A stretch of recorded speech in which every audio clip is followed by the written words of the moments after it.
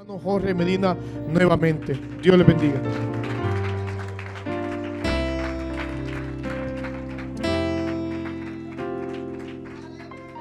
Usted se da cuenta, es más que solamente teología, es una experiencia viva. Aleluya. La unicidad de Dios es más que simplemente una teoría, es algo que te lleva a saber ante quién estás postrándote, a quién estás alabando, a quién estás diciendo: tú eres mi Dios. El nombre de quien verdaderamente estás clamando. Le pones sentido a cada palabra, en cada adoración, a cada aplauso, a cada mano levantada, porque sabes a quién estás adorando. Dale un aplauso, dale una alabanza. Aleluya. Alguien tiene que soltarse un poquito más en esta noche. Alguien tiene que dejar la timidez a un lado y decir: ahora me doy cuenta ante quién estoy alabando y glorificando.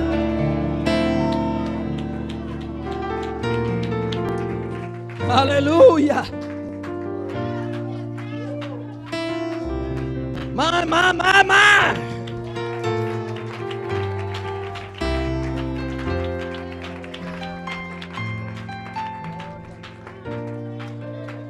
Es más que teoría.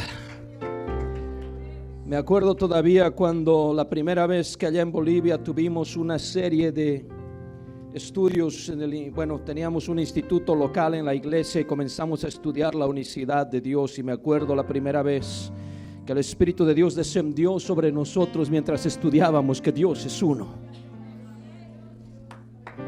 No necesité más, yo sabía, Dios se presentó cuando estábamos hablando de que hay un solo Dios y que su nombre es Jesús. ¿Qué más confirmación deseo? Si el Espíritu me habla a mi espíritu y me dice: tú eres hijo de un solo Dios. Aleluya. Aleluya, aleluya, aleluya. Qué hermoso es saber a quién adoramos. Él no es un misterio, no es un Dios de mil diferentes personalidades, no es un Dios que, aunque a veces ha estado oculto, ahora está revelado. Aleluya. Y ese es el propósito de Dios, revelarse.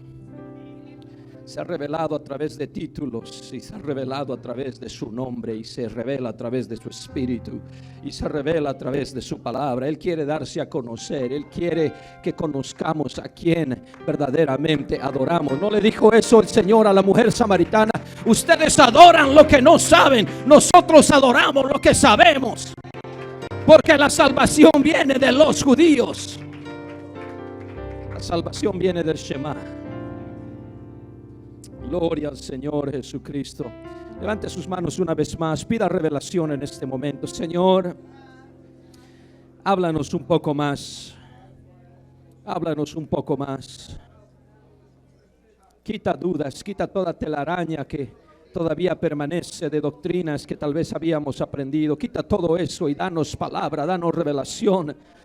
Que podamos sentir tu presencia, Señor. Tal vez hay alguien aquí que todavía no ha sentido el Espíritu Santo. Tal vez alguien que todavía no ha hablado en otras lenguas, así como lo hicieron los primeros apóstoles, y lo hizo María, la madre de Jesús, y lo hicieron sus hermanos, y lo hicieron Pedro, Pablo, Jacobo, Juan, Andrés, Felipe, Tomás, Bartolomé. Oh, yo quiero la misma experiencia en esta hora para cada persona en este lugar, sobre toda carne, Señor. Revélate a nosotros una vez más. Ministra, Señor. Ministra, Señor. Aleluya. Todos digan en el nombre de Jesús. Puede tomar su asiento. Dale un aplauso más al Señor.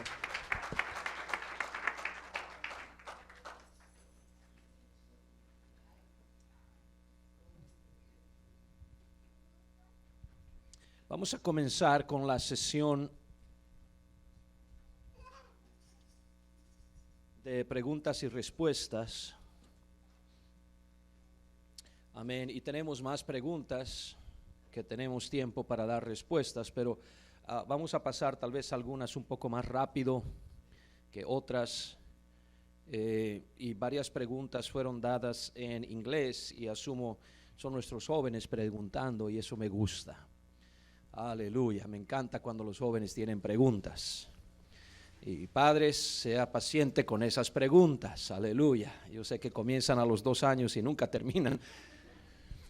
Amén, pero no es mejor que un hijo venga a su papá y le pregunte cosas, porque cuando usted lo manda a otro lugar, después ellos aprenden, mi papá no tiene respuestas, mamá no quiere oír mis preguntas y buscan respuestas en lugares equivocados. Aleluya, así que gracias jóvenes por esas preguntas y espero que tengan un buen traductor por ahí por si acaso no hablan mucho el inglés o el español. Pero vamos a comenzar y vamos a tratar la mayor parte que podamos, pero hay algunas que necesito ir paso por paso porque obviamente no sé a qué nivel están la mayoría, ¿ok? Sabemos que alguien puede estar bien avanzado en la unicidad, otros que recién se han bautizado en el nombre de Jesús, entonces es necesario ir poquito a poquito para construir sobre eso. Y algunas no son relacionadas a la unicidad, pero tal vez esas son las más fáciles y puedo decir un sí o un no, aleluya. Una pregunta es, si Elías fue llevado al cielo en un carro de fuego, ¿va a resucitar en aquel día? La respuesta es no, porque como nunca murió, no necesita resucitar. La palabra resucitar viene del griego anástasis, que significa dar vida a aquello que está muerto. Y como Elías nunca murió, no necesita darle vida. Entonces, de la misma manera que Enoc, amén, fue traspuesto sin ver muerte, Elías pasó lo mismo. Y si necesita más información de eso, tenemos un audio CD abajo sobre el arrebatamiento, porque Elías y Enoc son dos que fueron arrebatados y son un tipo de arrebatamiento, amén, que va a tener también la iglesia. Así que si usted necesita más información, ahí tiene, amén, un recurso. La otra pregunta dice, cuando una persona muere, su memoria está puesta en reposo hasta el día del juicio. Doctrina, testigos de Jehová, adventistas del séptimo día creen que, y algunos apostólicos por ahí, creen que cuando uno muere cesa toda memoria. Okay. Pero hay que ver de dónde están sacando esa doctrina o ese tipo de enseñanza. Algunos dicen que la Biblia dice que como que un hombre muerto es igual que un perro muerto, que no hay diferencia entre el uno y el otro. Parte de esa idea viene de Eclesiastés. El libro de Eclesiastés está escrito desde el punto de vista humano, de las cosas que suceden debajo del sol. Esa es la frase clave de Eclesiastés. Usted va a ver eso vez tras vez, tras vez, tras vez, debajo del sol. Y es ahí donde el escritor está buscando sentido a su vida. Y busca en placeres y no haya sentido, dice todo es vanidad. Y busca en riquezas y no haya sentido, dice todo es vanidad. Y mujeres y todo es vanidad. Y no alcanza una llenura. Y es desde ese punto de vista donde dice no hay diferencia entre mejor es un perro vivo que un león muerto, porque una vez que el hombre muere su memoria ha perecido. Está mirando las cosas desde el punto de vista humano, buscando una solución, un sentido a la vida desde el punto de vista humano. Cuando llega al último capítulo, ahí se da cuenta, el punto de vista humano no sirve, porque todo es vanidad, uno no encuentra gozo, no encuentra satisfacción, y es ahí donde dice el fin de todo el discurso oído es este. Aleluya. Tienes que buscar a Dios y obedecer sus mandamientos. Este es el todo del hombre. Entonces, una vez que traspasamos lo que es debajo del sol, hay otra historia más allá. ¿Cuántos están conmigo? En la Biblia, el cuerpo del hombre es el único que muere. El alma del hombre no muere. Usted puede ir a Mateo capítulo 10, versos 28 al 30 y siento no tener tiempo de leer todo esto, pero ahí le dice a usted que no tenga temor del que puede matar el cuerpo, mas el alma nada puede hacer. Temed más bien a aquel que puede destruir tanto el alma como el cuerpo en el infierno. Entonces son dos cosas distintas. Hay un ente espiritual dentro de nosotros que es nuestro verdadero yo. Ese ente espiritual es el que a veces está deseando las cosas de Dios y la carne es la que está deseando las cosas del mundo. ¿Alguna vez usted ha querido ayunar y usted quiere ayunar y buscar de Dios y la carne lo lleva hacia el refrigerador? Aleluya. El apóstol Pablo en Romanos capítulo 7 lo describe de esta manera. Dice, lo que no quiero hacer, eso hago. ¿Quién me librará de este cuerpo de muerte? Porque dice, con el espíritu quiero las cosas de Dios, pero con la carne soy débil y caigo en pecado. Entonces hay esa dualidad en el hombre. Hay un lugar, hay un lado que es físico, hay un lado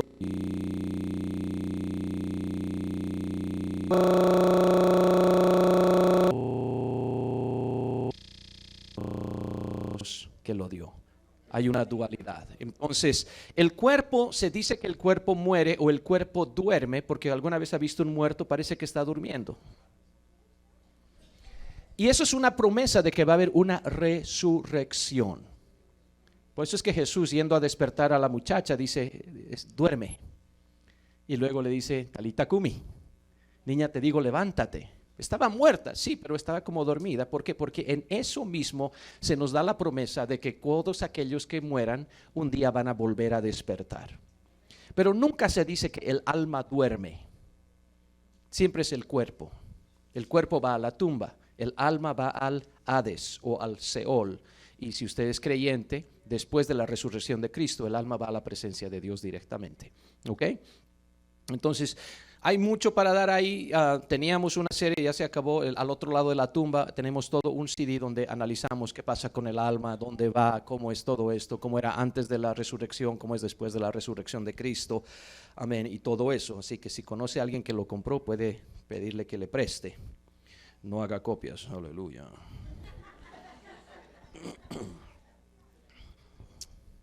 Okay, why did Jesus pray to God?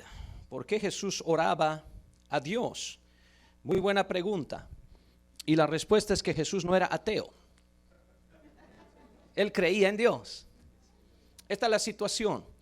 Y esta noche usted va a entender esto muchísimo más. No se pierda la sesión de esta noche. Deberían llamar a agarrar ¿cómo se llama? La guía telefónica y llamar a todos los pastores trinitarios del área, invitarlos, aleluya. Y les vamos a dar cena gratis o algo hacemos, pastor, porque amén. Porque queremos que vengan, queremos tratarlos bien, queremos amarlos y queremos bautizarlos en el nombre de Jesús, aleluya. Pero la respuesta no es tan difícil y esta es la situación. Hay un solo Dios, ese Dios fue manifestado en carne.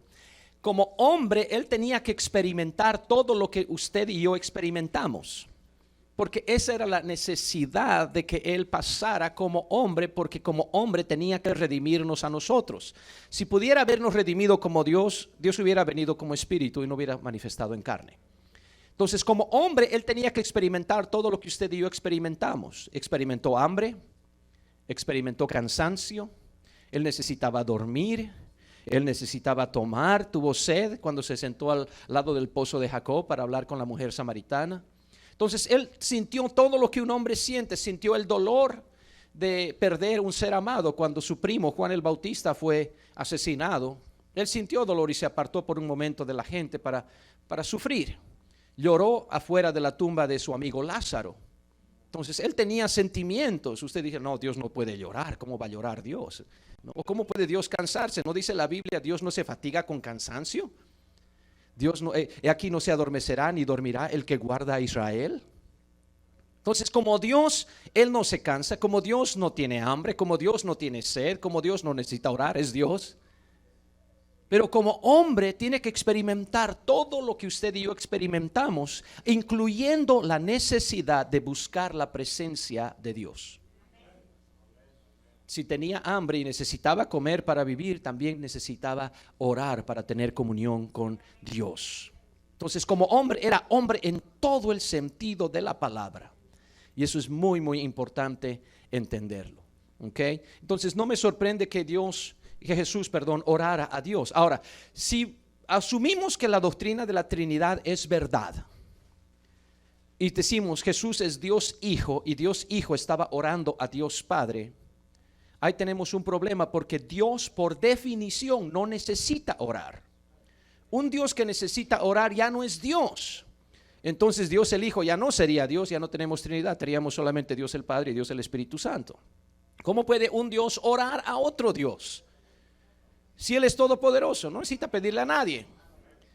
Entonces se da cuenta, entonces es muy simple y de hecho los teólogos trinitarios estarían muy de acuerdo conmigo en esto, en la respuesta que les estoy dando, que Jesús no oraba como Dios, Jesús oraba como hombre. Ahora note que no estoy diciendo que la carne oraba al Espíritu. ¿ok? Porque tradicionalmente es la explicación que hemos dado. Creo que es equivocado porque no es simplemente una naturaleza humana orando a la parte espiritual, sino que es Jesús como hombre completo, experimentando todo lo que los hombres experimentan, orando a la deidad. ¿Ok? Y hay una diferencia y es un poquito sutil, pero el hecho de que Jesús tenía cuerpo, alma y espíritu que eran humanos. En una ocasión él dijo, mi alma está triste hasta la muerte. Dios no tiene alma que esté triste. Dios es espíritu, ¿ok? Y es todopoderoso. Ahora Jesús dice, en tus manos encomiendo mi espíritu. Pero de acuerdo a la Biblia hay solo un espíritu de Dios, Efesios 4:4, un cuerpo, un espíritu. Entonces, ¿qué espíritu estaba entregando? ¿Era un espíritu hijo? ¿Era un segundo espíritu? No, hay un solo espíritu. El único espíritu que él podía entregar era el espíritu humano. Una vez más, Eclesiastés 12:7, el espíritu vuelve a Dios que lo dio. Entonces Jesús como hombre tenía cuerpo, alma, espíritu, mente, voluntad, lo que usted quiera. Y en esa humanidad, en esa experiencia humana, él necesitaba orar. Y esto nos ayuda porque la Biblia nos enseña, Hebreos capítulo 2, Hebreos capítulo 4, cuando tenga tiempo léalo. Y usted tiene tiempo, así que léalo. Donde nos dice que no tenemos un sumo sacerdote que no pueda compadecerse de nuestras debilidades, sino uno que fue tentado en todo según nuestra semejanza, pero sin pecado. Es decir, cuando usted se acerca a Dios, usted no se acerca a un ser que no sabe qué siente usted. Que no se está acercando a un Dios que es ignorante de las necesidades humanas, porque Dios en Cristo, y eso es importante, Dios en Cristo experimentó toda la necesidad que usted y yo experimentamos, experimentó toda la tentación que usted y yo experimentamos. Entonces cuando usted va donde Dios, usted no puede decir, Señor, tú no sabes qué se siente perder un ser amado, porque Él sí sabe cómo se siente, porque Dios fue manifestado en carne. ¿Se da cuenta? Oh Señor, tú no sabes qué es sentir hambre. No, el Señor sabe qué es sentir hambre. Él ayunó 40 días y 40 noches. Aleluya. Algunos de nosotros hemos llegado al 4 y nos falta el 0. Aleluya. Algunos ni siquiera toda la noche podemos ayunar. A las 2 de la mañana nos levantamos para ver qué hay en el refrigerador. Pero el Señor sabe. Señor, tú no sabes qué es sentir sed. Oh, el Señor sí sabe. Es más, usted no puede decir, Señor, tú no sabes qué es lo que se siente sentirse pecador abandonado por Dios. Porque Dios en Cristo experimentó que se siente sentirse pecador, aunque no lo era. Y eso fue en la cruz. Ok, y tenemos otra pregunta después para eso. Pero Él se sintió como que estoy pecador y estoy alejado de Dios. Él experimentó todo lo que usted y yo experimentamos. Tenía que ser un verdadero ser humano.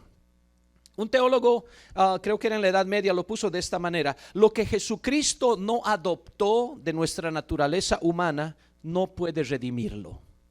Es decir, si Cristo no tenía alma, no puede redimir tu alma. Si Cristo no tenía espíritu, no puede redimir tu espíritu. ¿Se da cuenta? Entonces la única manera que Cristo puede redimir todo el hombre es siendo todo hombre, pero sin pecado. Y esa es la razón por la cual Jesucristo oraba, porque como hombre tenía la misma necesidad suya de buscar comunión con el Creador. Ahora, Dios es suficientemente grande para habitar en el cuerpo de Cristo y todavía llenar los cielos y la tierra, porque Dios es omnipresente. Salmo 139, léalo cuando tenga tiempo, o sea, hoy. Aleluya. Dice, ¿a dónde miré de tu espíritu? ¿O a dónde escaparé de tu presencia? Si hiciera mi estrado en el Seol, aquí tú estás. Si tomara las alas del alba y me fuera por, no importa a dónde, ahí está Dios.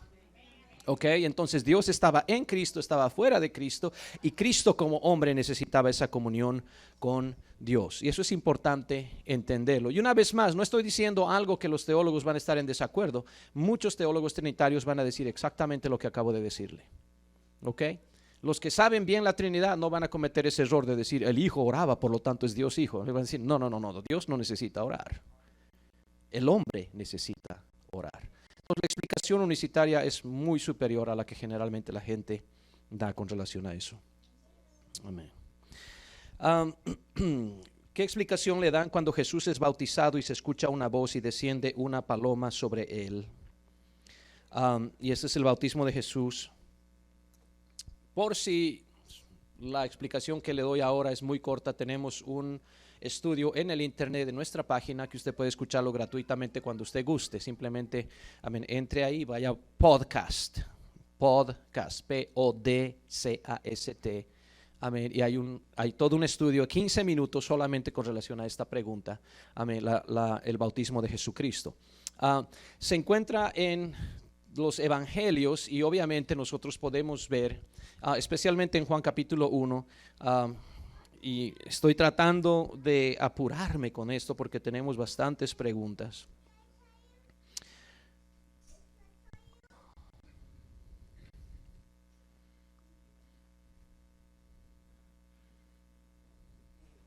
Okay.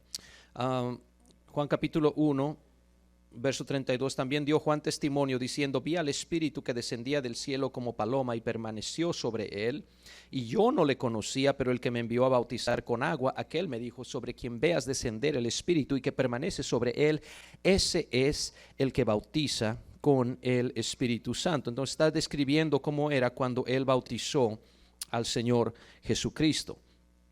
Ahora, hay una cosa que es muy importante una vez más en la hermenéutica, que es el arte de interpretar la Biblia, es no ir más allá de lo que los mismos escritores de la Biblia manifiestan. Es decir, algunos dicen en los comentarios bíblicos, dicen esta es la primera revelación completa de la Trinidad. Y uno va al texto y no hay tal cosa. Juan el Bautista no fue y dijo, wow.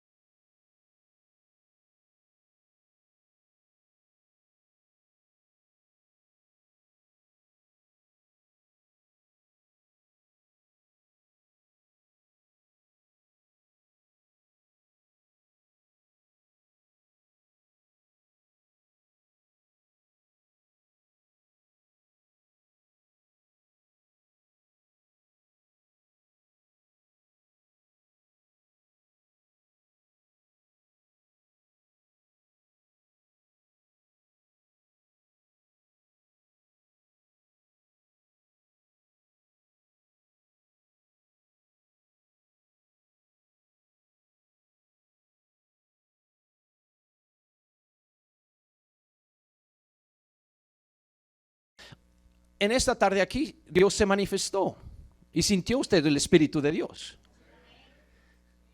¿Y qué tal si en África están reunidos? ¿Usted cree que pueden sentir el Espíritu de Dios manifestado allá? ¿Y qué tal si están reunidos en China también? ¿Pueden sentir el Espíritu de Dios allá? ¿Y qué tal en Alemania? ¿Pueden sentir el Espíritu de Dios allá también? ¿Puede Dios decidir manifestarse visiblemente acá, en China, en Alemania, en África y en Sudamérica al mismo tiempo? Ahora, para hacer eso, ¿Dios necesita ser más de uno? ¿Se da cuenta entonces cómo es que Dios puede manifestarse en 1000 lugares al mismo tiempo, visiblemente? Y no vamos a decir, son 1000 personas.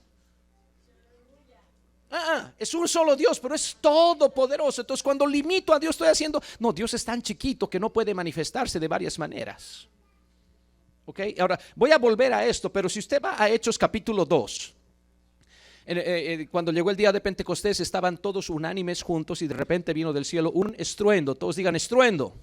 Es algo que se puede oír, como de un viento recio que soplaba, el cual llenó toda la casa donde estaban sentados. Entonces algo que se pudo sentir. ¿Cuántos están conmigo? Y se les aparecieron lenguas repartidas como de fuego, asentándose sobre cada uno de ellos. Es algo que se puede ver. Entonces tenemos algo que se puede oír, algo que se puede sentir y algo que se puede ver. Y comenzaron a hablar en otras lenguas, 120 más o menos discípulos, hablar en otras lenguas según el Espíritu les daba que hablasen. ¿Quién estaba hablando en lenguas? El Espíritu a través de 120 diferentes personas, ¿sí o no? Porque cuando usted habla en lenguas no es usted, está usando su lengua, pero es el Espíritu Santo. La Biblia dice, Él es el que clama a través de nosotros, Abba Padre, porque es un niño que acaba de nacer del Espíritu. ¿Cuántos están conmigo? Esto me encanta, aleluya. Y ese es el sonido que necesita usted tener para saber que usted ha nacido del Espíritu. Porque un bebé que nace y no llora, no tiene vida. Ese sonido de las lenguas es la señal de que usted tiene vida, ¿ok? Eso es gratis, eso es extra ahí. Pero ahora, ¿cuántos espíritus descendieron el día de Pentecostés? ¿Uno? ¿Está seguro? Pero había algo que se oyó, había un estruendo. Esa es una manifestación. Y llenó toda la casa, se sintió que estaba lleno ahí. Eso es otra manifestación. Y se pudo ver las lenguas repartidas como de fuego. Esa es otra manifestación, ya son 3. Y más los 120 que estaban hablando, que el Espíritu estaba hablando a través de ellos, ya son 123, aleluya. Son 123 personas ahí. No, es un solo espíritu manifestándose auricularmente, visiblemente. De la misma manera que cuando Jesús es bautizado podemos ver a Jesús, vemos el Espíritu descender como paloma, escuchamos la voz del Padre que dice: este es mi Hijo amado en quien tengo complacencia. Entonces son manifestaciones de Dios, Dios dándose a conocer, pero Dios no está revelando diciendo: miren, soy una santísima Trinidad. Es ver más de lo que está ahí. Y lo extraño es que la gente no agarra y no va a Hechos capítulo 2 cuando desciende el Espíritu y dice: mira, hay 4 espíritus o 3 espíritus o 2. No. Porque se dan cuenta, no, es solamente un espíritu manifestándose de diversas maneras. Vamos un poquito más allá. En Isaías capítulo 6 se le abren los cielos a Isaías. ¿Qué es lo que mira él arriba? Un trono. Y en el trono, ¿cuántos sentados? Uno sentado. Eso es Isaías 6. En Apocalipsis capítulo 4 se le abre el cielo a Juan, el amado. Y dice que ve un trono y en el trono uno sentado. Mi pregunta es: ¿por qué cuando Juan el Bautista está bautizando a Jesús no dice: veo un trono en el cielo y en el trono uno sentado? La respuesta es simple. En Isaías está en el trono, en Apocalipsis 4 está en el trono, pero durante el bautismo de Jesús ya no estaba en el trono porque Dios fue manifestado en carne. Y se abren los cielos, no hay nadie arriba. ¿Por qué? Porque está aquí, manifestado en carne. De hecho, cuando usted dice, cuando el Señor dice: este es mi Hijo amado en quien tengo complacencia, esa palabra en español viene de epsilon nu en griego y significa también en o dentro de. Este es mi Hijo amado, dentro del cual estoy muy complacido. ¿Qué dice Colosenses capítulo 2 verso 9? En él habita corporalmente toda la plenitud de la deidad. ¿Qué dice Juan 14:10? El Padre que mora en mí. Entonces, ¿dónde estaba el Padre en realidad? Estaba en Cristo. Pero hay una voz que viene del cielo. Sí, eso es un testimonio. Usted léalo en Juan capítulo 1. Dice: es un testimonio para Juan el Bautista. No era que Dios estaba revelando algo que nunca antes se había visto, un Dios en 3 personas. No. Dios le dijo: sobre quien veas descender el Espíritu como paloma, ese es el que bautiza con el Espíritu Santo. Y viene la voz como testimonio: este es. Vamos un poquito más allá. Entonces ya sabemos que en Jesús está ahí en el agua y el Padre estaba dentro de Jesús. Pero ¿no dice la Biblia que Jesús es Dios manifestado en carne? Esto implica que desde el mismo momento que Jesús nació, Él era lleno del Espíritu Santo. ¿Cuántos están conmigo? ¿Por qué? Porque el Espíritu Santo es Dios y Él es Dios manifestado en carne. Es el Espíritu Santo manifestado en carne. Entonces Jesús ya tenía el Espíritu Santo. ¿Cuántos están conmigo? Entonces, ¿cómo es que el Espíritu Santo recién comienza a descender sobre Él cuando es bautizado? ¿Son 2 espíritus? ¿Uno que ya estaba en Jesús desde que nació y otro espíritu que acaba de llegar? No, ¿se da cuenta? Si ponemos ojos literales en esto, ya tenemos por lo menos 2 espíritus y 2 padres. Porque hay un espíritu dentro de Jesús desde antes que naciera. Y hay un Padre dentro de Jesús porque Él dijo: el Padre mora en mí. Y hay una voz del Padre por allá y hay un espíritu que desciende de allá. Ya tenemos 2 padres, 2 espíritus y un hijo. Confusión. Entonces, ¿qué es más simple? Simplemente vea lo que dice, acepte lo que dice y regocíjese que hay un solo Dios manifestado en carne y se está revelando al mundo como el Cordero de Dios que quita el pecado del mundo. Aleluya.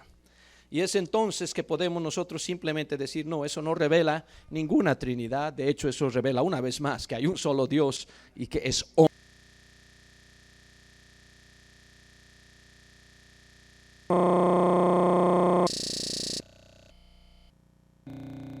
al hombre a nuestra imagen, conforme a nuestra semejanza. ¿Por qué dijo hagamos? ¿A quién le decía hagamos y a qué se refería? Hay más de, y tal vez estoy bajo en el número, pero más de 10,000 veces cuando Dios habla y dice yo. Muchas veces cuando la Biblia habla de Dios y dice Él, es decir, hablando en singular. Ok, a estos singulares que son miles, hay como 6 excepciones donde Dios habla en plural. Aquí es Génesis 1:26, hagamos al hombre. En Génesis capítulo 3, el verso 22, también habla y dice, el hombre es como uno de nosotros, sabiendo el bien y el mal. En Génesis capítulo 11 dice, descendamos pues y confundamos su lengua. Y hay un par de otros versículos que la gente puede añadir a eso. Ahora,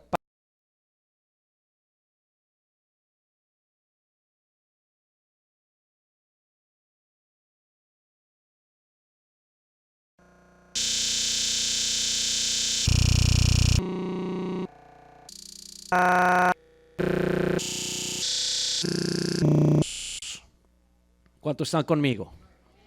Y los versículos que no son tan claros, tiene que interpretarlos a la luz de los que son bien claros.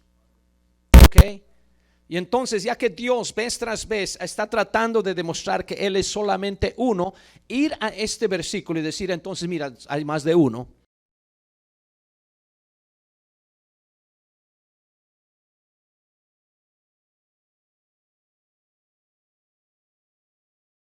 Está hablando de una manera específica por alguna razón, y tal vez usted puede decir, pues nunca vamos a saber la verdadera razón, y yo estaría contento con eso también. No tendría problema con decir, oh, no entiendo este versículo, solo sé que más de 10,000 veces Jesús o Dios se habla en el singular, él, uno, yo. ¿Ok? Eso solamente como principio general. Ahora, en hebreo hay lo que se llama un plural de majestad y no tengo el tiempo para hacerlo. Podríamos ponerle aquí las diapositivas y mostrarle de los judíos que enseñan el idioma hebreo, que ellos son los que indican que esto debe tomarse como un plural de majestad. Es decir, cuando Dios habla haciendo conocer a su creación sus propósitos, como cuando la maestra dice, vamos a dibujar un árbol. Y usted no ve los niños subiendo unos sobre otros, sobre las bancas, corriendo, agarrando tiza y todos viniendo a dibujar un árbol. ¿Por qué? Porque todos entienden que la maestra es la única que va a dibujar el árbol. Vamos a dibujar el árbol. En inglés, yo no sé si alguna vez usted ha dicho esto. Let's see, what am I going to do today? Let us see. ¿Con cuántos estabas? No, estaba solo. Aleluya. Pero usted está diciendo, let's see, veamos qué voy a hacer hoy. Entonces eso se toma como ese tipo de plural de majestad. No solamente Nicodemo utilizó ese tipo de lenguaje cuando va a Jesús y le dice, sabemos que has venido de Dios. Y él era el único que estaba hablando con Jesús. ¿Okay? Jesús habla con la mujer samaritana y dice, nosotros adoramos lo que sabemos. Era la Trinidad diciendo, nosotros adoramos. ¿A quién adora la Trinidad? Entonces, ¿se da cuenta? Una persona puede hablar de esta manera sin tener que considerarse esto un plural. Ahora, en cuanto a la creación, y este es tal vez un poquito más avanzado, en cuanto al idioma hebreo, hay muchas veces que la Biblia utiliza plurales, pero en sentido singular. Por ejemplo, mayim es aguas, pero se traduce como agua simplemente. Panim es la palabra para rostro. la cara de alguien, pero es una palabra plural. Usted puede decir, y el rostro de Caín se demudó. Ahí va a decir, el panim de Caín se demudó. ¿Cuántas personas era Caín? Una. Pero está usando una palabra plural para hablar de su rostro, porque esa es la manera que el hebreo funciona. Lo que importa cuando usted tiene una palabra plural es si el sujeto con el que está relacionado esa palabra plural es singular. Y en el hebreo, cada vez que tenemos un plural con relación a Dios, utiliza una palabra singular. Por ejemplo, hagamos al hombre a nuestra imagen conforme a nuestra semejanza. La palabra imagen y la palabra semejanza son singulares. Por lo tanto, debería ser traducida a voy a hacer al hombre a mi imagen conforme a mi semejanza, simplemente porque está usando un plural, pero con singular. Esa es la manera en que funciona la gramática hebrea. No es mi culpa, yo no inventé la gramática hebrea. Estoy tratando de aprenderla. Eso es otra cosa. ¿Cuántos están conmigo? Ahora, el verso 27 dice, nos da la respuesta, ¿con quién hablaba Dios? Ahora, hay que ver a qué se refieren con Dios, porque están diciendo, hagamos al hombre. Dios dice, hagamos al hombre. ¿Quién es Dios ahí? ¿Es el Padre? ¿Es la Trinidad? Porque si es la Trinidad, entonces la Trinidad dijo, hagamos al hombre. ¿A quién le estaban hablando? ¿Se da cuenta? Si es solamente el Padre, ¿por qué no dice Padre? No dice Padre. Entonces son muchas cosas que uno tiene que asumir para tratar de mostrar que, no, aquí hay más de uno. Okay. Y el verso 27 dice, y creó Dios al hombre, a su imagen lo creó. ¿A cuántos hombres creó Dios? Y si son 3 los que estaban creando, ¿por qué no creó trillizos? Esa es una buena pregunta. Si son 3 los que están creando y dice, hagamos al hombre a nuestra imagen. Ok, tú haces uno a tu imagen, tú haces uno a tu imagen, yo voy a hacer uno a mi imagen. Son 3. Pero creó solamente a uno. ¿Por qué? Porque hay un solo Dios y hay una sola imagen. Okay, y creó un solo hombre con un solo nombre.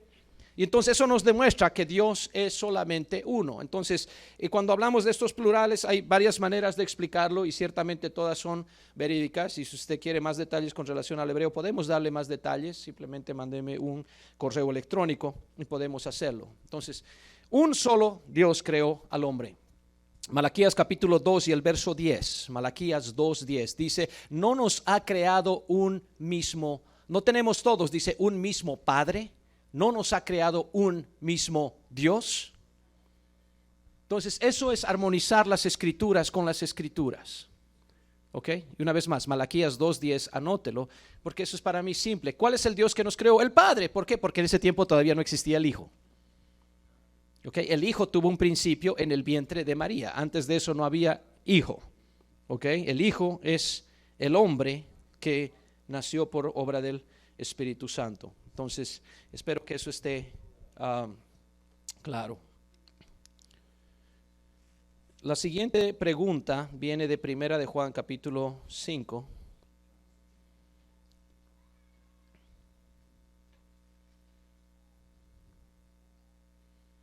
Versos 7 y 8. Porque 3 son los que dan testimonio en el cielo, el Padre, el Verbo y el Espíritu Santo, y estos 3 son uno. Y 3 son los que dan testimonio en la tierra, el Espíritu, el agua y la sangre, y estos 3 concuerdan. Con relación a esto, hay 2 maneras que usted puede explicar esto. Número 1, la palabra Trinidad no aparece ahí. Número 2, la palabra Hijo no aparece ahí. Lo que aparece es Verbo. Estos 3 son uno, dice, no dice hacen uno. Entonces, todas esas cosas que usted necesita traer a la luz un poquito. ¿Ok? 3 son los que dan testimonio. ¿3 qué? No dice personas. La conclusión tiene que ser manifestaciones. 3 manifestaciones. ¿Por qué? Porque dice estos 3 son uno. Eso implica identidad, identificación. Cuando tenemos algo compuesto decimos estos 3 hacen uno, conforman uno. Pero la Biblia no dice eso. La Biblia dice que estos 3 son uno. ¿Ok? Entonces esa es una manera simple de explicar esto. Una vez más, pida dónde está la palabra Trinidad, dónde está la palabra personas. No aparece. Ok, entonces son 3 manifestaciones. Y de hecho, amén, en el contexto usted va a poder ver qué es la manifestación. Estaba hablando de manifestación. Ok, y usted puede leer todo el capítulo cuando tenga tiempo. La segunda manera, amén, de explicar Primera de Juan capítulo 5, el verso 7, es el hecho de que en realidad este es vamos a decirlo así, posiblemente el único versículo que no debería estar en su Biblia. Ok, y sé que eso suena raro. Ok, cuando se hizo la traducción tanto de la King James en inglés como de la Reina Valera o la de Casiodoro de Reina, que fue la original en los años 1500, se conocían varios manuscritos del Nuevo Testamento en el idioma griego. Erasmo era un erudito y él agarró todos esos manuscritos y hizo una publicación del Nuevo Testamento en griego. Cuando hizo esto, no incluyó 1 Juan 5:7. Y cuando no incluyó 1 Juan 5:7, la Iglesia Católica fue, y con la Inquisición Católica en ese tiempo, fue, amén, y le cayeron con todo. ¿Por qué estás quitando ese texto trinitario?, le dijeron. La respuesta de Erasmo fue porque ese texto no existe en ningún manuscrito griego. Existía solamente en la Vulgata Latina, que usted sabe era la versión oficial de la religión católica romana. Entonces, ante la presión de la Inquisición católica, el Erasmo dijo: si encuentro un manuscrito griego que contenga este versículo, entonces yo lo voy a incluir en la siguiente edición. Y como por milagro, tiempo después encontraron un manuscrito que contenía 1 Juan 5:7. Erasmo sospechaba que la Iglesia Católica había mandado a producir ese texto griego y por eso a regañadientes lo incluyó.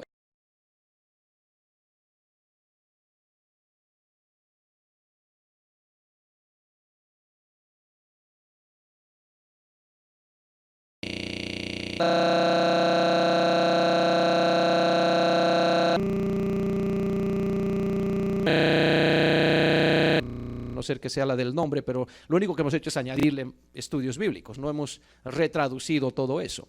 Pero las Biblias modernas trinitarias, la Nueva Versión Internacional, Biblia de las Américas y muchas otras, ya ni siquiera ponen 1 Juan 5:7. En inglés, la Standard Revised Version, NET, the New English Translation, NASB, RSV, NIV, ninguna de esas contiene 1 Juan 5:7. Y la razón es simple: ellos mismos, aunque son trinitarios, se dan cuenta que ese versículo no pertenece ahí. Y la razón que lo quitaron es porque ellos saben que la Biblia dice no hay que añadir a la palabra de Dios. Entonces dijeron, tenemos que quitarlo porque no está en los originales. ¿Ok? Ahora, entonces, ¿de dónde salió esto? Lo que se cree es que generalmente cuando la gente copiaba, usted sabe que los manuscritos eran copiados a mano. ¿Ok? Entonces, como eran copiados a mano, a veces el que estaba copiando le venían pensamientos y entonces ponía comentarios al borde de la Biblia. Y alguien puso esto como comentario, más o menos dicen que era el IV siglo en alguna región de África. Puso como comentario, porque el verso 8 dice, 3 son los que dan testimonio en la tierra, el espíritu, el agua y la sangre. Estos 3 concuerdan, es decir, el espíritu, el agua y la sangre se unen para la salvación de la humanidad. Okay, y ahí está otro testimonio del bautismo y la sangre. Okay. Entonces dijo, en su mente pensó, bueno, entonces 3 son los que dan testimonio en el cielo: el Padre, el Verbo y el Espíritu Santo. El siguiente copista, mirando eso, pensó, este muchacho se olvidó incluir eso y por eso lo puso a un lado. Y entonces agarró lo que estaba a un lado y lo puso en el texto mismo, y de ahí en adelante todos los demás copiaron así como era. Pero una vez más, en los manuscritos griegos más antiguos no existe ese versículo, y esa es la razón que muchos trinitarios ni siquiera lo utilizan para tratar de probar la Trinidad. Francisco Lacueva es un trinitario bastante conocido en el mundo hispano. En su libro Un Dios en 3 personas no utiliza 1 Juan 5:7. Okay. James White, trinitario conocido en el mundo anglosajón, en su libro The Forgotten Trinity, he does not use that verse because he knows it's not supposed to be in the Bible. Entonces, tanto los trinitarios hispanos como los americanos nunca apelan a esto. Los que saben, ¿Ok? Todavía la gente de las bancas van a estar mencionando eso vez tras vez, tratando de probar la Trinidad, pero los que saben no lo utilizan. ¿Ok? Entonces, ahí va. Ok, estoy tratando de apurarme. Jesús dijo en Mateo 28:19, en el nombre del Padre, del Hijo y del Espíritu Santo. ¿Por qué los apóstoles nunca lo hicieron así? ¿Dijo así o no? La parte que dijo así o no, me hace pensar que tal vez hay una influencia. Hay una teoría, y es bastante común ahora entre los apostólicos del nombre, que dicen que Mateo 28:19 originalmente no decía en el nombre del Padre y del Hijo y del Espíritu Santo, sino que decía solo en mi nombre, hablando Jesús. El problema que tengo con esa teoría es que viene de segunda mano. Es decir, Eusebio de Cesarea, que era trinitario, está escribiendo y dice, cuando cita Mateo 28:19, está citando a otra persona y lo cita diciendo, Jesús dijo, id y haced discípulos a todas las naciones, bautizándolos en mi nombre. Entonces la gente del nombre agarra eso y dice, no, mira, originalmente ha debido decir así, entonces ellos lo cambiaron. El problema que tengo con esto es que tenemos como 3,830 manuscritos del Nuevo Testamento en griego. Todos los manuscritos que contienen Mateo 28:19 dicen en el nombre del Padre y del Hijo y del Espíritu Santo. Entonces yo creo que eso fue lo que Jesús dijo. Ahora, ¿qué es lo que Jesús significaba por lo que dijo? Esa es otra pregunta.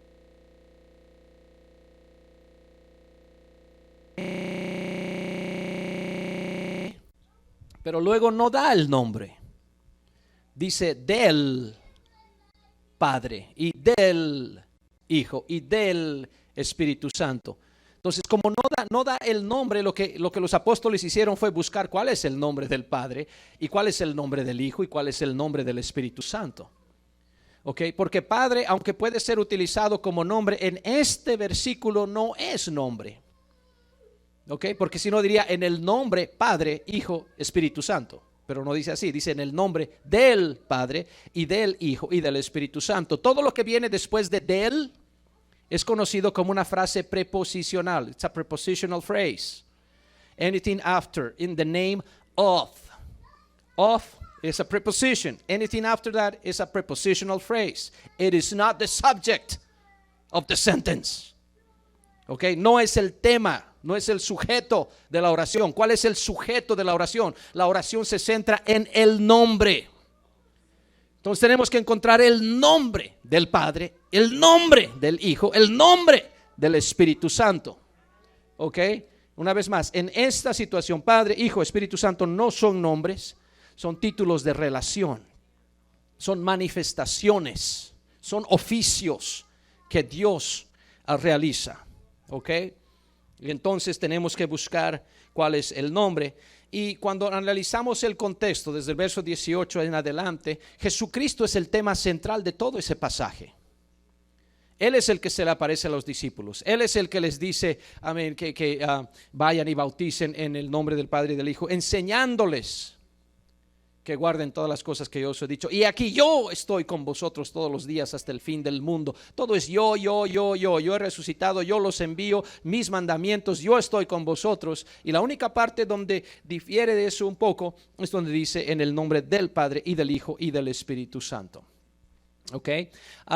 Y cuando vamos a comparar esto con los otros evangelios, el final de los otros evangelios, en Lucas, por ejemplo, capítulo 24, versos 46 en adelante, Jesucristo dice que en su nombre se predicara el arrepentimiento y el perdón de pecados. Entonces Lucas ya está interpretando lo que Mateo pone literalmente. En Marcos capítulo 16, el que creyere y fuere bautizado será salvo, mas el que no creyere será condenado. En mi nombre echarán fuera demonios, hablarán nuevas lenguas y todo lo demás. Entonces, tanto en Lucas como en Marcos, el nombre figura. ¿Ok? Y ese nombre es el nombre de Jesús. Entonces, por eso es que cuando los apóstoles fueron a obedecer este mandamiento, en vez de simplemente repetirlo, utilizaron el nombre del Padre y del Hijo y del Espíritu Santo. Todos saben cuál es el nombre del Hijo. Mateo 1:21, llamará su nombre Jesús porque Él salvará a su pueblo de sus pecados. Entonces Jesús es el nombre del Hijo. Hebreos capítulo 1, el verso 4 dice que heredó más excelente nombre que los ángeles. Wow, Jesús heredó su nombre de alguien más. ¿De quién puede ser? Su mamá era María, no, él no se llamó María. ¿Quién era su papá? Dios. Y si heredó su nombre de alguien más, heredó el nombre de la deidad. Entonces el nombre del Padre es Jesús. ¿Ok? Ahora, la Biblia dice en Hechos capítulo 10 y el verso 36 que Jesús es Señor de todos. Segunda Corintios capítulo 3 verso 17 y 18 dice que donde está el Espíritu del Señor, allí hay libertad, porque el Señor es el Espíritu. Hechos 10:36 dice que Jesús es el Señor. Segunda Corintios 3 dice que el Señor es el Espíritu. Entonces Jesús es el Espíritu. Entonces si Jesús es el Espíritu, ¿cuál es el nombre del Espíritu Santo? Jesús. Colosenses capítulo 1, el verso 27 dice que tenemos a Cristo en vosotros, la esperanza de gloria. ¿De qué está hablando? Del Espíritu Santo que hemos recibido. De hecho, Romanos capítulo 8 nos habla del Espíritu de Cristo, nos habla del Espíritu del Hijo. El Espíritu Santo es el Espíritu del Hijo. Entonces el nombre del Padre es Jesús, del Hijo es Jesús y el Espíritu Santo es Jesús. Con razón los apóstoles predicaron en Hechos capítulo 4 y el verso 12 dijeron: en ningún otro hay salvación, porque no hay otro nombre bajo el cielo dado a los hombres en que podamos ser salvos. No hay otro nombre. Colosenses 3:17, y todo lo que hagáis, sea de palabra o de hecho, hacedlo todo en el nombre del Señor Jesús, dando gracias a Dios Padre por medio de Él. Entonces todo se hace en el nombre de Jesús. Ahora, esa es la interpretación a la que llegamos nosotros, analizando el contexto, analizando los otros evangelios y analizando, amén, el nombre que tiene que ser invocado. Ahora, hay algo que tenemos que hacer una vez que hemos llegado a esa conclusión, es pensar, ok, esa es la interpretación a la cual yo he llegado. Me pregunto cómo interpretaron ese mandamiento los discípulos que eran llenos del Espíritu Santo. Porque una vez más, tal vez como boliviano estoy interpretando mal. Y estoy tal vez como boliviano pensando, Padre no es nombre, Hijo no es nombre, Espíritu Santo no es nombre. Entonces tal vez los apóstoles, entendiendo mejor que yo, ellos sí bautizaron en el nombre del Padre y del Hijo y del Espíritu Santo, repitiendo esas palabras. Pero cuando usted va al libro de los Hechos, capítulo 2, verso 38, Pedro les dijo: arrepentíos y bautícese cada uno de vosotros en el nombre de Jesucristo para perdón de los pecados y recibiréis el don del Espíritu Santo. Entonces Pedro lo confirma. Ahora hay gente que dice, no, él bautizó a los judíos en el nombre de Jesús porque ellos ya creían en el Padre y en el Espíritu Santo. No, porque Jesús dijo a todas las naciones. No son dos evangelios, no hay un evangelio para los judíos y otro para los gentiles. No hay un bautismo para los judíos y otro para los gentiles. Perdóneme, eso no está en la Biblia. Es el mismo evangelio a todas las naciones, comenzando desde Jerusalén. Entonces eso que la gente hace no era para los judíos. No, ni siquiera era solo para los judíos. Porque en Hechos capítulo 8 bautizan a gente que eran samaritanos, mitad judíos, mitad gentiles. ¿Y en qué nombre los bautizaron en el verso 12? En el nombre de Jesús. Aleluya. El verso 16 dice en el nombre de Jesús. Ahí tienen los Hechos 8:12, Hechos 8:16. En el nombre de Jesús. Mitad samaritanos, samaritanos, mitad judíos, mitad gentiles. En Hechos capítulo 10, Cornelio y su casa eran todos gentiles. Ya no eran judíos. Y cuando reciben el Espíritu Santo hablando en otras lenguas, Pedro manda y les dice que los bauticen en el nombre del Señor Jesús, en Hechos capítulo 10, verso 48. Entonces los judíos se bautizaron en el nombre de Jesús, los samaritanos se bautizaron en el nombre de Jesús y los romanos se bautizaron en el nombre de Jesús. Entonces para todos. Aleluya. Ahora usted está pensando, hermano, a mí ya me bautizaron diciendo Padre, Hijo y Espíritu Santo. Entonces ya no me puedo bautizar porque ya me bautizaron. Entonces, ¿qué hago? Pues para ustedes que se escribió Hechos capítulo 19. Porque Pablo dice que llegó a la región de Éfeso y llegando a esa región encontró unos discípulos. Y cuando estaba hablando con ellos les preguntó, hey, ¿ustedes también creen? Sí, creemos. ¿En qué nombre recibieron el Espíritu Santo cuando creyeron? Ni siquiera hemos oído qué es el Espíritu Santo. ¿Cómo que no han hablado en lenguas? No, nunca. Pero creemos. Entonces inmediatamente Pablo está pensando cómo se bautizaron, porque usted sabe cuál es la fórmula. Arrepentíos, bautícese cada uno de vosotros en el nombre de Jesús para perdón de pecados y recibiréis el don del Espíritu Santo. Entonces, si ellos no han oído del Espíritu Santo, ¿cómo se bautizaron? Entonces ellos dijeron, en el bautismo de Juan. Yo creo que sacaron pecho ahí. Juan el Bautista nos bautizó. El profeta más grande que ha existido. Porque eso es lo que Jesús dijo de Juan el Bautista. A mí es mejor que un pastor de doctorado en teología. Es Juan el Bautista. Y Pablo dice, bueno, Juan bautizó con bautismo de arrepentimiento, diciendo a los judíos que creyesen en aquel que vendría después de él. Esto es en Jesús el Cristo. Entonces tenemos estos buenos hermanos bautistas, pero no habían recibido el Espíritu Santo. Pablo les dice, no, está bien tu bautismo, no está mal, era bueno para su tiempo, cuando por primera vez creíste, pero ahora tenemos que vivir al otro lado de Calvario. ¿Cuántos están conmigo? Después de Pentecostés es donde sale la iglesia, no antes. Y antes no hablaron en lenguas, pero después sí se habla en lenguas. Cuando oyeron esto, fueron bautizados en el nombre del Señor Jesús. Pero ya habían sido bautizados, sí, pero no en el nombre de Jesús. Pero los habían sumergido, sí, pero no en el nombre de Jesús. Pero habían creído, pero no en el nombre de Jesús. La única diferencia entre el bautismo de Juan el Bautista y el bautismo de los apóstoles era que uno era una inmersión para arrepentimiento y la otra era una inmersión en el nombre de Jesús de Nazaret, y era para perdón de los pecados.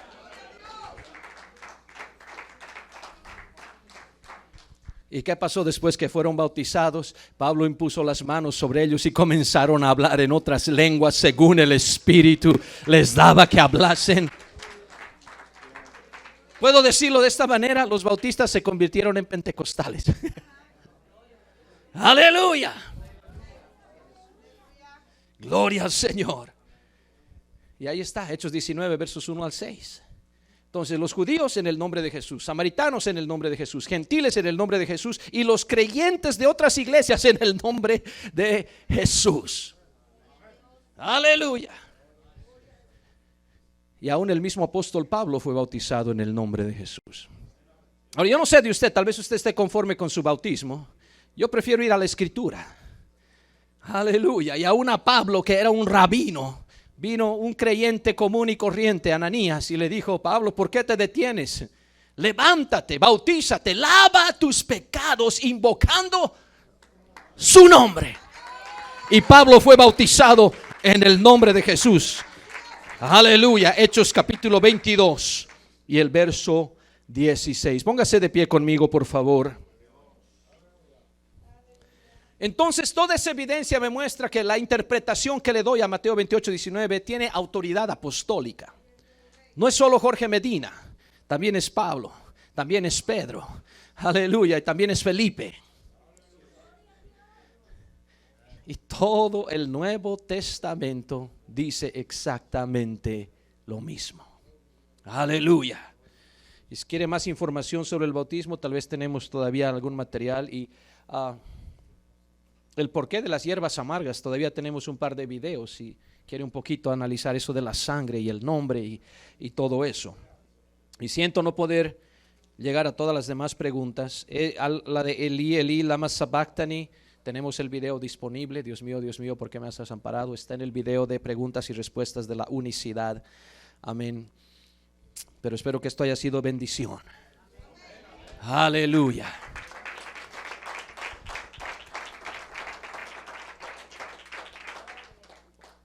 Y déjeme decirle, ninguna de las preguntas que recibimos fue algo como que, wow, nunca había visto esta pregunta. Okay. Y la Biblia tiene respuesta a cada una de ellas. Amén. Esta doctrina viene de Dios. Amén. Y la evidencia está por todo lado. Lo único que tiene que hacer usted es creerlo y obedecerlo. De nada sirve tener revelación y creer lo que es correcto si usted no obedece lo que es correcto. Amén. Una de las cosas que por años oré al Señor es: Señor, abre mis ojos, como lo hacían los rabinos judíos cuando abrían, y es lo que dice el Salmo 119: Señor, abre mis ojos y miraré las maravillas de tu ley. Abre mis ojos y miraré las maravillas de tu ley. Si usted pide luz a Dios, Dios le va a dar luz. Pero note que no es una luz del sol, no, es: lámpara es a mis pies tu palabra, lumbrera a mi camino. Una lámpara no alumbra como un día soleado, pero le alumbra el siguiente paso que usted tiene que dar. Y la única manera de avanzar es dar ese primer paso, y después la luz alumbra para el siguiente, y después para el siguiente, y después para el siguiente paso. Si usted quiere recibir más luz de Dios, tiene que dar pasos de obediencia, porque en la primera obediencia hay más luz para la siguiente, y en la segunda hay más luz para el tercer paso, y en el tercero hay más luz. Yo no sé de usted, yo quiero más y más luz. Yo le dije, los hebreos están buscando luz, yo también estoy buscando luz. Aleluya, gloria al Señor. Gracias, hermanos, por su atención. Amén, en el nombre de Jesús. Señor les bendiga. No sé si los músicos van a venir o qué vamos a hacer, pero aleluya. Gloria al Señor. Denle un aplauso más al Señor.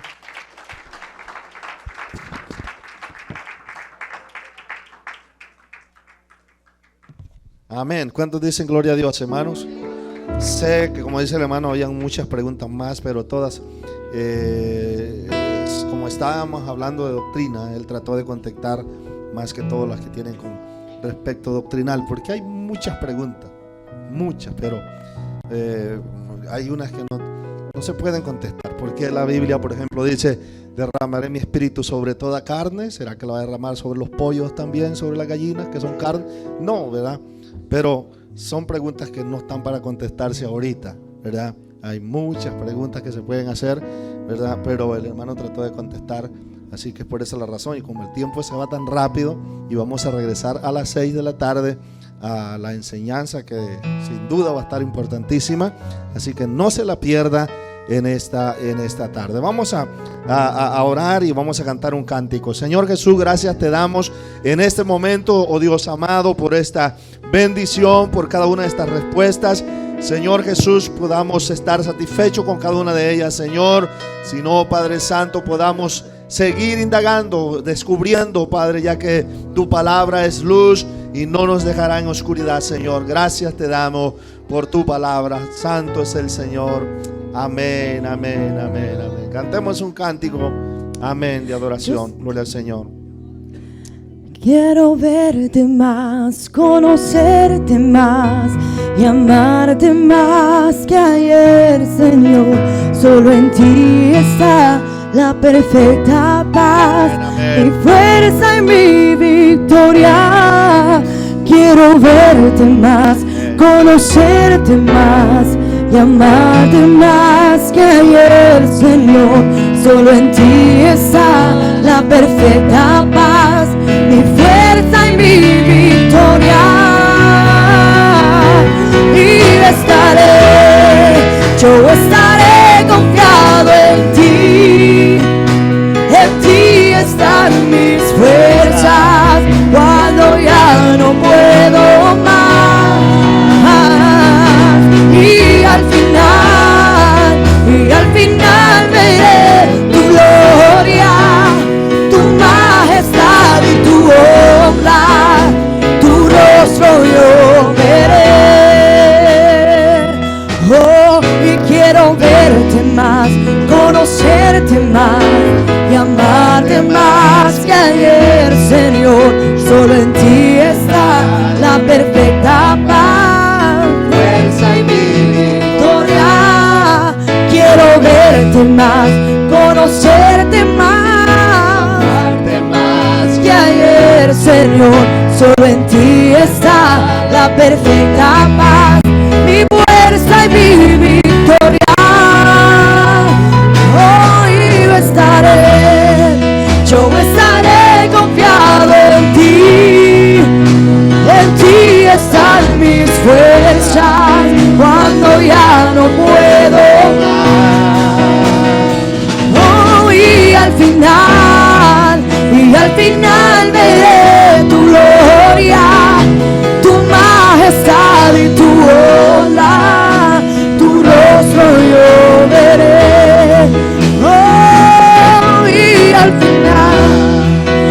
al final veré tu gloria, tu majestad y tu onda, tu rostro yo veré, y al final, y al final, y al final veré tu gloria, tu majestad y tu onda, tu rostro yo veré.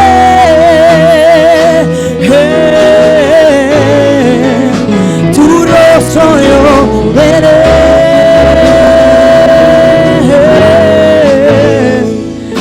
Tu rostro yo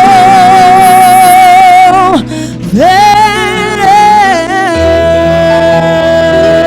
Amén, amén, amén, amén. Repítale ese aplauso a Él en esta hora, hermano. Entonces no se olvide, a las 6 estamos de regreso, amén, a las 6 de la tarde.